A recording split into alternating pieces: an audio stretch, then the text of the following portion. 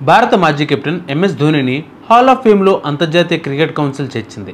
అంతర్జాతీయ భారత క్రికెట్కు ఆయన చేసిన అసమాన కృషికి ఆయనకు ఆ గౌరవం లభించింది. ప్రపంచ టెస్ట్ ఛాంపియన్షిప్ ఫైనల్కు కేవలం 2 రోజుల ముందు లండన్లో ఒక వేడుక జరిగింది.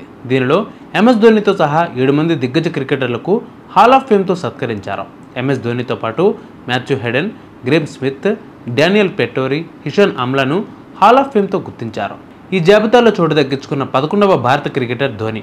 అంతర్జాతీయ రిటైర్మెంట్ తర్వాత దాదాపు 5 సంవత్సరాల తర్వాత ధోనీకి ఈ గౌరవం లభించింది. ధోనీ 2020 ఆగస్టు 15న అంతర్జాతీయ క్రికెట్ నుంచి రిటైర్ అయ్యారు. ఎంఎస్ ధోనీ చివరి మ్యాచ్ 2019 ప్రపంచ కప్ సెమీఫైనల్స్ ఆడాడు. కెప్టెన్ కూల్ అని పిలుచుకునే ఎంఎస్ ధోనీ కూడా అత్యంత విజయవంతమైన భారత కెప్టెన్లలో ఒకరు. అతని కెప్టెన్సీలో భారతదేశం 3 ఐసీసీ ట్రోఫీలను గెలుచుకుంది. ధోనీ నాయకత్వంలో టీమిండియా 2007 టీ20 ప్రపంచ కప్, 2011 ఓడిఐ ప్రపంచ కప్, 2013 ఛాంపియన్షిప్ ట్రోఫీని గెలుచుకుంది. ఎంఎస్ ధోనీ 2004లో బంగ్లాదేశ్తో జరిగిన ఓడిఐ మ్యాచ్ ద్వారా అంతర్జాతీయ అరంగేట్రం చేశాడు.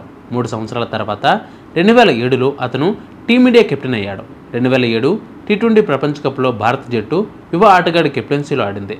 ఫైనల్లో పాకిస్తాన్ను ఓడించినప్పుడు భారతదేశం మొత్తం ఆనంద తాండవం చేసింది.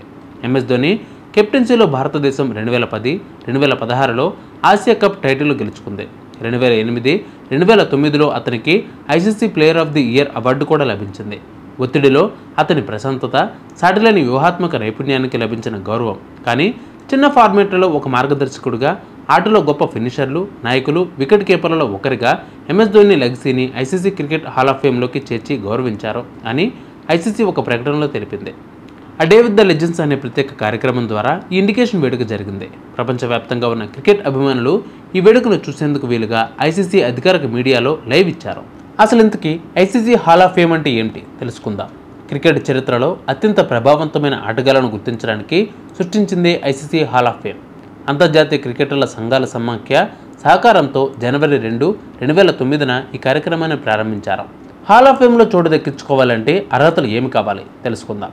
బ్యాటర్లు సాధారణంగా కనీసం 8000 అంతర్జాతీయ పరుగులు, 20 సెంచరీలు సాధించి ఉండాలి, లేదా కెరీర్ సగటున 50 కంటే ఎక్కువ ఉండాలి. టెస్ట్ లేదా వన్డే ఫార్మాట్లలో బౌలర్లు కనీసం 200 వికెట్లు తీసి ఉండాలి. అంతర్జాతీయ క్రికెట్ నుంచి రిటైర్ అయిన 5 సంవత్సరాల తర్వాతనే ఈ హాల్ ఆఫ్ ఫేమ్కు అర్హులవుతారు. ఐసీసీ హాల్ ఆఫ్ ఫేమ్లో చేరిన భారత క్రికెటర్లు ఇప్పటి వరకు లిస్ట్ ఒకసారి చూద్దాం. ఫస్ట్ ఎంఎస్ ధోనీ, అలాగే నీతూ డేవిడ్, డయానా ఎడుల్సి, సచిన్ టెండూల్కర్, వీను మన్కడ్, రాహుల్ ద్రావిడ్, అనిల్ కుంబ్లే, కపిల్ దేవ్, బిషన్ సింగ్ బేడీ, సునీల్ గవాస్కర్. వీళ్ళు హాల్ ఆఫ్ ఫేమ్లో చోటు దక్కించుకున్న మన క్రికెటర్లు.